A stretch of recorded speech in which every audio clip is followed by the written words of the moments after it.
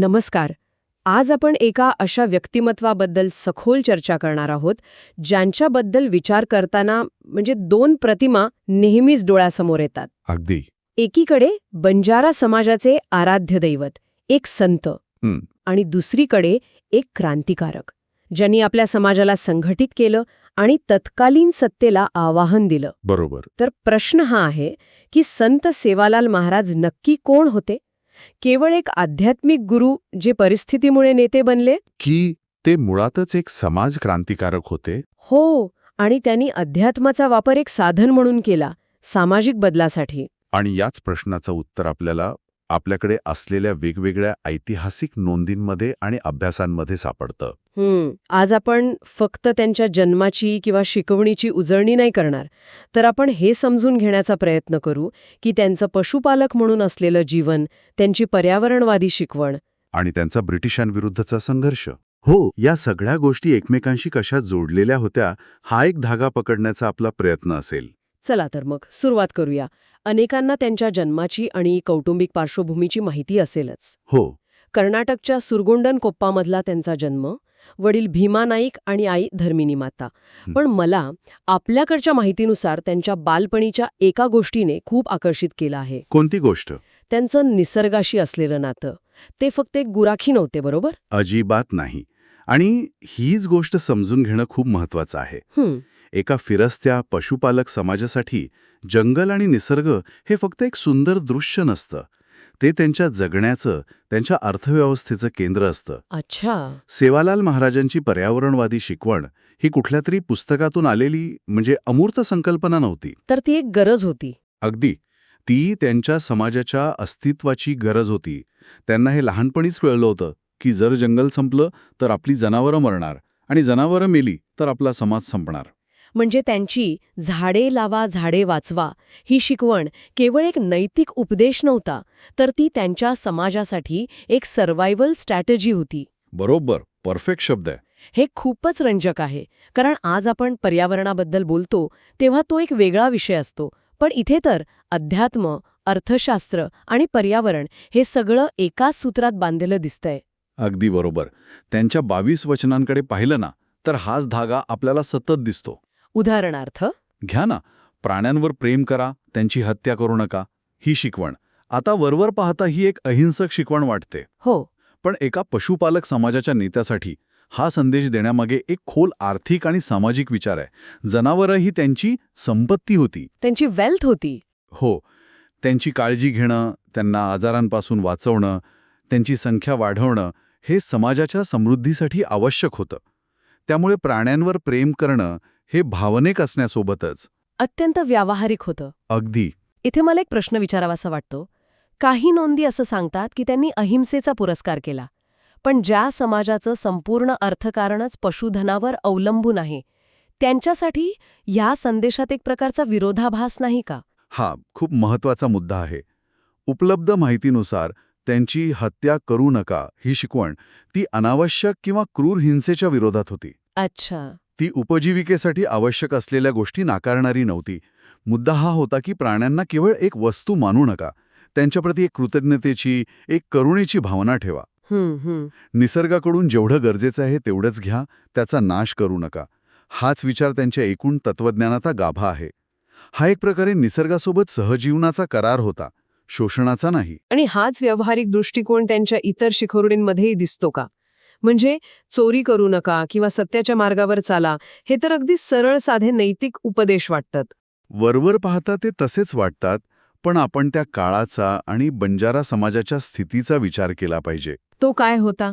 फिरस्त्या समाजाकडे नेहमीच संशयाने पाहिलं जात होतं.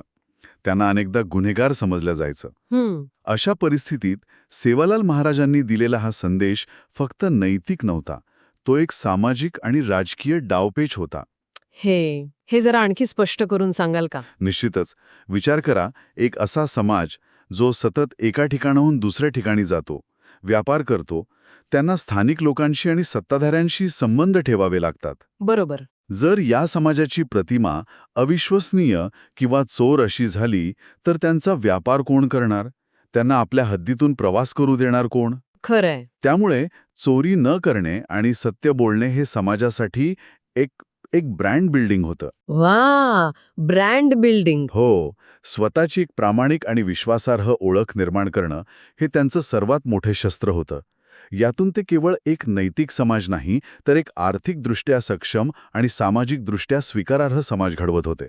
म्हणजे त्यांनी दिलेली प्रत्येक शिकवण ही समाजाला आतून मजबूत करण्यासाठी होती. एक्झॅक्टली. व्यसनमुक्तीचा संदेशही मग याच चौकटीत बसतो. एकीकडे प्रामाणिकपणाने विश्वास संपादन करायचा. आणि दुसरीकडे व्यसनांपासून दूर राहून समाजाची आर्थिक आणि शारीरिक ताकद टिकवून ठेवायची. बरोबर. अगदी तसंच दारू किंवा अफू यांसारख्या व्यसनांमुळे कुटुंब उद्ध्वस्त होतात. समाजाची क्रयशक्ती कमी होते.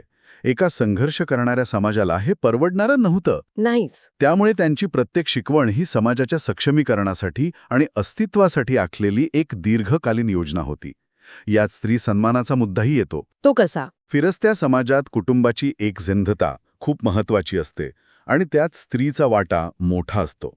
तिला सन्मान देणं म्हणजे कुटुंबाला आणि पर्यायाने समाजाला मजबूत करणं. तर त्यांनी आधी समाजाला आतून मजबूत केलं, नैतिकदृष्ट्या, सामाजिकदृष्ट्या आणि आर्थिकदृष्ट्या.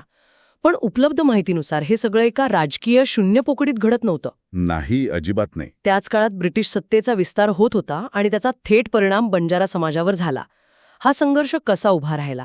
इथेच सेवालाल महाराजांचं नेतृत्व एका वेगळ्या उंचीवर पोचलेलं दिसतं. ब्रिटिशांनी भारतात जम बसवल्यावर त्यांनी इथल्या संसाधनांवर नियंत्रण मिळवायला सुरुवात केली. यात सर्वात मोठा धक्का बसला तो जंगलांवर आणि चराव कुरणांवर. अच्छा. ब्रिटिशांनी फॉरेस्ट कायदे आणले, ज्यामुळे बंजारा समाजाच्या गुरांना चरायला बंदी घालण्यात आली. त्यांचा जो मिठाचा आणि धान्याचा व्यापार होता त्यावर कर लादले गेले, निर्बंध आणले गेले. त्यांच्या मुक्त फिरण्यावरच गदा आली. म्हणजे त्यांच्या संपूर्ण जीवनशैलीवर आणि अर्थव्यवस्थेवरच हल्ला झाला होता. हो. मग त्यांनी याला प्रतिकार कसा केला? काही नोंदी सांगतात की त्यांनी ब्रिटिशांविरुद्ध लढा दिला. हा लढा सशस्त्र होता का, की काही वेगळ्या स्वरूपाचा होता? याबद्दलच्या नोंदींमध्ये आपल्याला थेट सशस्त्र लढाईचे पुरावे मिळत नाहीत. त्यांचा मार्ग हा असहकार आणि नागरी विरोधाचा होता, ज्याला आपण आज सिव्हिल डिसओबिडियन्स म्हणू शकतो. अच्छा, सिव्हिल डिसोबिडियन्स. हो. त्यांनी समाजाला संघटित केलं आणि सांगितलं की ब्रिटिशांचे अन्यायकारक कायदे आपण पाळायचे नाहीत. म्हणजे त्यांनी थेट आवाहन दिलं. हो. त्यांनी आपल्या समाजाला सांगितलं की आपण कर भरणार नाही, आपण त्यांच्या नियमांना जुमानणार नाही. ही एक प्रकारची आर्थिक आणि सामाजिक नाकेबंदी होती. पण हे करण्यासाठी प्रचंड संघटनात्मक कौशल्य आणि लोकांचा विश्वास लागतो. हे त्यांनी कसं मिळवलं असेल? इथे त्यांच्या आध्यात्मिक अधिकाराचा उपयोग झाला. ते फक्त एक सामाजिक नेते नव्हते, ते एक संत होते. लोकांची श्रद्धा होती. प्रचंड श्रद्धा होती. त्यांच्या एका शब्दावर समाज एकत्र येत होता. त्यांनी या श्रद्धेचा वापर राजकीय आणि सामाजिक संघर्षासाठी केला. त्यांनी लोकांना सांगितलं की जगदंबा मातेची आपल्यावर कृपा आहे आणि सत्य आपल्या बाजूने आहे, त्यामुळे आपण घाबरण्याची गरज नाही. त्यांनी अध्यात्मातून लोकांना निर्भय बनवलं आणि अन्यायाविरुद्ध लढण्याची ताकद दिली. म्हणजे त्यांचा भक्ती मार्ग हा लोकांना सक्षम करणारा होता, दुर्बल करणारा नाही. अगदी. नेमका हाच शब्द. आणि याच नेतृत्वाची कसोटी दुष्काळाच्या काळात लागली असेल, नाही का? तो प्रसंग त्यांच्या कार्याबद्दल काय सांगतो? तो प्रसंग त्यांच्यातला द्रष्टा नेता आणि एक कुशल व्यवस्थापक दाखवतो. कसा? दुष्काळ पडल्यावर हजारो जनावरं आणि माणसं संकटात सापडली. तेव्हा त्यांनी धीर न सोडता एका मोठ्या स्थलांतराची योजना आखली. आपल्या संपूर्ण समाजाला हजारो जनावरांसकट त्यांनी आंध्र प्रदेशातील भागातून महाराष्ट्राकडे पोहरादेवीच्या परिसरात आणलं, जिथे पाणी आणि चारा उपलब्ध होता. हे फक्त एका ठिकाणाहून दुसरीकडे जाणं नव्हतं. याचा अर्थ काय? याचा अर्थ हजारो लोकांचा आणि जनावरांचा प्रवास, त्यांच्या खाण्यापिण्याची सोय, वाटेत येणाऱ्या वेगवेगळ्या राजवटींशी आणि गावांशी वाटाघाटी करणे, या सगळ्यासाठी विलक्षण नियोजन आणि नेतृत्व गुण लागतात. खरे. त्यांनी हे यशस्वी करून दाखवलं आणि या एका कृतीतून त्यांनी हे सिद्ध केलं की ते केवळ उपदेश करणारे संत नाहीत, तर प्रत्यक्ष कृतीतून समाजाला संकटातून बाहेर काढणारे नेते आहेत. यामुळे समाजाचा त्यांच्यावरील विश्वास आणखी दृढ झाला. म्हणजे आपण जर त्यांच्या कार्याचा आलेख पाहिला तर आधी त्यांनी समाजाला नैतिक आणि सामाजिक मूल्यांवर उभं केलं, मग त्या ताकदीच्या जोरावर बाहेरील राजकीय आणि आर्थिक आव्हानांना तोंड दिलं. अगदी बरोबर. क्रम आहे हा. हे सगळं पाहिल्यावर आजच्या काळात त्यांच्या वारशाकडे, विशेषतः पोहरादेवीकडे कसं पाहिलं पाहिजे?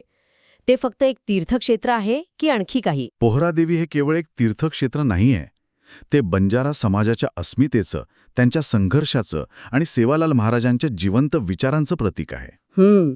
जेव्हा लाखो लोक तिथे एकत्र येतात तेव्हा ते केवळ एका देवतेच्या दर्शनासाठी येत नाहीत, तर ते एक इतिहासाला, एका वारशाला आणि एका विचारधारेला वंदन करण्यासाठी येतात. सेवालाल महाराजांनी जो आत्मविश्वास आणि जी ओळख समाजाला दिली त्याचं ते एक प्रकारे सेलिब्रेशन असतं. पण काही लोक म्हणू शकतात की हा वारसा केवळ बंजारा समाजापुरता मर्यादित आहे. त्यांचं महत्त्व सार्वत्रिक कसं आहे? इथेच आपण सुरुवातीच्या मुद्द्यावर येतो. त्यांनी दिलेले संदेश आपण पुन्हा पाहूया. सांगा. पर्यावरणाचा समतोल, सामाजिक न्याय, स्त्री सन्मान, व्यसनमुक्ती, प्रामाणिकपणा. यातला कोणता विचार आहे जो केवळ एका समाजापुरता मर्यादित आहे? आज हवामान बदलाची समस्या जागतिक आहेच. सामाजिक न्यायाचा लढा जगभर सुरू आहे. व्यसनमुक्ती ही प्रत्येक समाजाची गरज आहे. म्हणजे सेवालाल महाराजांनी 18व्या शतकात ज्या समस्यांवर स्थानिक पातळीवर उपाय शोधले त्या आज 21व्या शतकात जागतिक समस्या बनल्या आहेत. खरंय. म्हणजे त्यांनी दिलेलं मॉडेल हे थिंक लोकल, ॲक्ट लोकलचे एक उत्तम उदाहरण आहे. त्यांनी आपल्या समाजाच्या विशिष्ट गरजांमधून जी तत्त्व तयार केली ती आज संपूर्ण मानवजातीसाठी मार्गदर्शक ठरू शकतात. नेमका हाच मुद्दा आहे. त्यांचा वारसा हा केवळ देवळात किंवा पोठ्यांमध्ये बंदिस्त नाही. तो निसर्गाचा आदर करणाऱ्या प्रत्येक व्यक्तीमध्ये, अन्यायाविरुद्ध आवाज उठवणाऱ्या प्रत्येक कार्यकर्त्यामध्ये आणि आपला समाज आतून मजबूत करू पाहणाऱ्या प्रत्येक समाजसुधारकामध्ये जिवंत आहे. त्यांनी हे दाखवून दिलं की खरा धर्म लोकांना एकत्र आणतो, त्यांना सक्षम करतो आणि त्यांना त्यांच्या हक्कांसाठी लढायला शिकवतो. तर आजच्या चर्चेतून एक गोष्ट अगदी स्पष्ट होतीये. संत सेवालाल महाराजांना केवळ संत किंवा केवळ क्रांतिकारक अशा 2 कप्प्यांमध्ये विभागता येणार नाहीच. आपल्याकडे असलेल्या माहितीनुसार त्यांची आध्यात्मिकता आणि त्यांची क्रांतिकारकता या एकाच नाण्याच्या 2 बाजू होत्या. त्यांची आध्यात्मिकता ही त्यांच्या सामाजिक कार्याची प्रेरणा होती आणि त्यांचं सामाजिक कार्य हे त्यांच्या आध्यात्मिक विचारांचं प्रत्यक्ष रूप होतं. अगदी. त्यांचं व्यक्तिमत्व काळाच्या खूप पुढे होतं, कारण त्यांनी मानवी जीवन आणि निसर्ग यांच्यातलं अतूट नातं ओळखलं होतं. त्यांनी हे ओळखलं होतं की जर समाज टिकवायचा असेल तर निसर्गाला टिकवावा लागेल, आणि जर निसर्गाला टिकवायचं असेल तर समाजाला नैतिक मूल्यांवर उभं राहावं लागेल. हाच त्यांचा चिरंतन संदेश आहे. संत सेवालाल महाराजांनी 18व्या शतकात आपल्या समाजाला एकत्र आणण्यासाठी आणि त्यांचं अस्तित्व टिकवण्यासाठी काही ठोस, कृतिशील आणि व्यावहारिक तत्त्व दिली. यावर विचार करायला हवा की आजच्या 21व्या शतकातील गुंतागुंतीच्या जागतिक आव्हानांना सामोरे जाण्यासाठी आपल्याला केवळ मोठ्या आदर्शांची नाही तर अशाच कोणत्या तरी ठोस आणि व्यावहारिक तत्वांची गरज आहे का, जी लोकांना एकत्र आणून प्रत्यक्ष कृतीसाठी प्रवृत्त